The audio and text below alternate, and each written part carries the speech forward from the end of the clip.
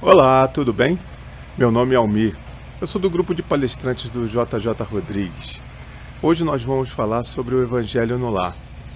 Se gostar, dá um like, dá uma força pra gente, se inscreve no canal, clica no sininho para ser notificado. E aproveite!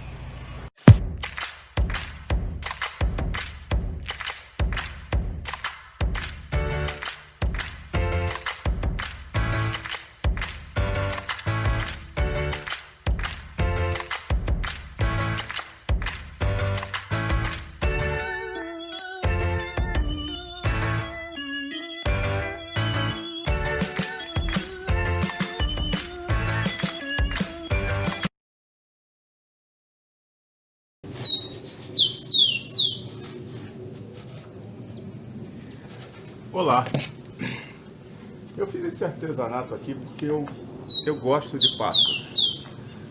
Pássaros cantam e a gente curte, a gente simplesmente gosta. Mas eu abomino pássaro em gaiola.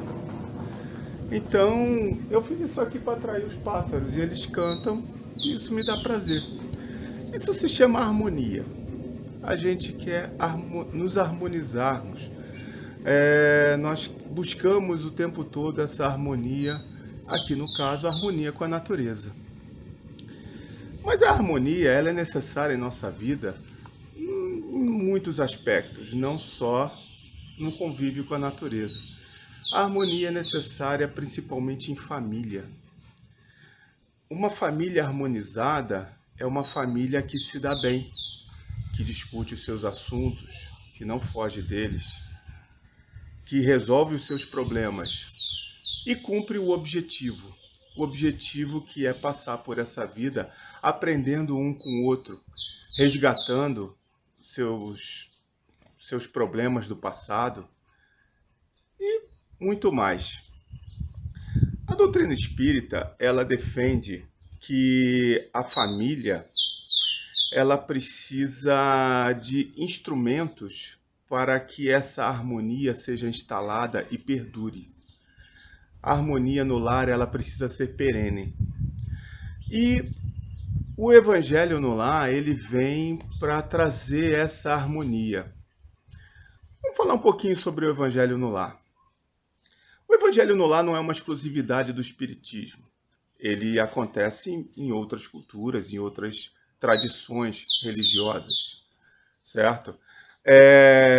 Muitas famílias que têm em comum, né, uma fé, elas se reúnem periodicamente dentro de casa para fazer a leitura do Evangelho, a leitura do Corão, a leitura da Torá, né? E depois elas buscam o entendimento desse texto. O Evangelho, para o Espiritismo, tem a mesma função, né? A gente faz uma leitura, certo? De uma passagem do Evangelho ou de uma prece contida no Evangelho e busca no meio familiar esse entendimento. Então, assim, é preciso entender que isso não é um ritual, isso não é uma coisa que devemos ter com uma regra definida. Olha, tem que ser assim, tem que funcionar desse jeito ou daquele jeito. Dentro do Espiritismo, o Evangelho no lar, ele surgiu por uma recomendação de Allan Kardec. Uma recomendação que, por sua vez, surgiu da pergunta de um leitor da Revista Espírita. Allan Kardec tinha acabado de lançar o Evangelho segundo o Espiritismo e uma pessoa perguntou a ele, escreveu a ele, perguntando qual prece ele deveria fazer na manhã e à noite, nos vários momentos, já que o Evangelho segundo o Espiritismo trazia muitos exemplos de preces. Allan Kardec, então, disse assim, faça a prece dominical, né? Não escolha um horário na semana, leia essa prece ou qualquer outra e discuta em família. Converse com sua família sobre o conteúdo da prece. que traz isso para a gente? Traz que quando você eleva o pensamento é uma coisa poderosa. Então, quando você eleva seu pensamento e a Deus, a espiritualidade do bem, você traz boas coisas para você. Aliás, é assim em todas as fases da nossa vida, em tudo que nós fazemos na vida. Essa harmonia de que eu estou falando, ela deve existir no trabalho, ela deve existir em todas as nossas relações. E o Evangelho no lar, ele traz isso para a gente. Você, quando eleva o pensamento se torna um instrumento poderoso de atração de boas coisas, atração dessa harmonia necessária para o convívio no lar. E ele contagia, coisas boas contagiam, bons exemplos contagiam. Então, você quando dentro do seu lar você faz a leitura de uma passagem do Evangelho ou de um outro livro com texto edificante que traga boas mensagens, você ativa na sua mente e na mente dos presentes uma coisa poderosa que é a ligação com as boas energias, a ligação com o que há de melhor no ser humano. E isso energiza o seu lar, energiza o seu ambiente, leva essa coisa boa, essa harmonia, vou repetindo a palavra, né? Essa harmonia para todos os presentes.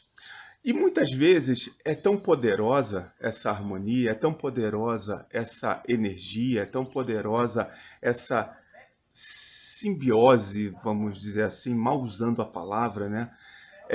Entre as pessoas, que ela se expande. Ela se expande e pode afetar até a vizinhança. Isso é muito interessante. O Espiritismo ele é baseado numa visão filosófico-científica do fenômeno dos espíritos, né? Da comunicabilidade dos espíritos. E isso é uma observação, isso vem de observação. Essa parte científica de observar os efeitos que cada uma das nossas ações causa, que cada uma das nossas ações traz. Veja bem, quando você tem bons pensamentos, quando você congrega na sua casa um número de pessoas para ter bons pensamentos, para falar de coisas boas, para buscar uma evolução pessoal, nada de ruim pode acontecer. Nada de ruim pode adentrar esse ambiente. Esse ambiente torna-se protegido. A espiritualidade do bem, ela se reúne em volta das pessoas. A gente tem que lembrar as palavras do Cristo. Onde 2 ou 3 estiverem reunidos em meu nome, eu estarei entre eles. É exatamente isso, é o bem estando entre as pessoas que pensam o bem. Mas esse pensar o bem deve ser sincero.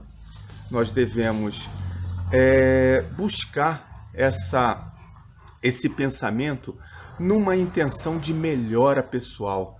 Nós temos que buscar esse conhecimento, buscar esses ensinamentos contidos na leitura que foi feita, de forma a trazer isso para a nossa vida. Isso vai realmente transformar você. O Evangelho no Lar, ele pode ser feito, como eu falei antes, em qualquer crença.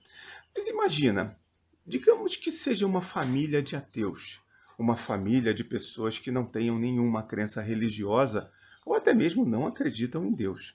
Se essa família se reúne, se essa família conversa coisas boas, fala sobre coisas boas, pensa coisas boas, troca conselhos, faz uma leitura de algum texto edificante, de um poeta, de alguma coisa que fale de evolução, de melhora do ser humano, de melhora das relações de convivência da humanidade.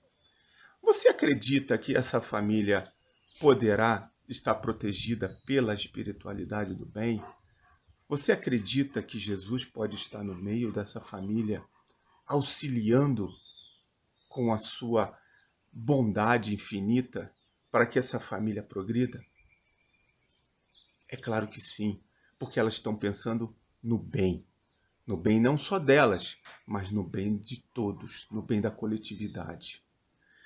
Então, esse ponto, eu queria trazer, esse ponto é importante, porque o importante não é o que o livro, o ritual, né? O importante não é ter um ritual, o importante é o pensamento, o importante é o que você mentaliza, o importante é o que você tem no seu coração, se é bondade, se é vontade de se harmonizar, não com essa natureza maravilhosa apenas, mas também com o outro, com o seu próximo, com o seu irmão. Nós costumamos dizer na casa espírita que se a sua família não aceita o espiritismo, não tem problema. Senta sozinho, coloca um copo d'água para que ele seja energizado. Pega uma passagem do Evangelho e leia. Leia e medite sobre ela. Sozinho, não tem problema.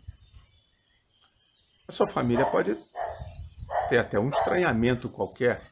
Pode pensar que tá lá o religioso. Não tem problema. Mas eu garanto a você, isso vai contagiá-los.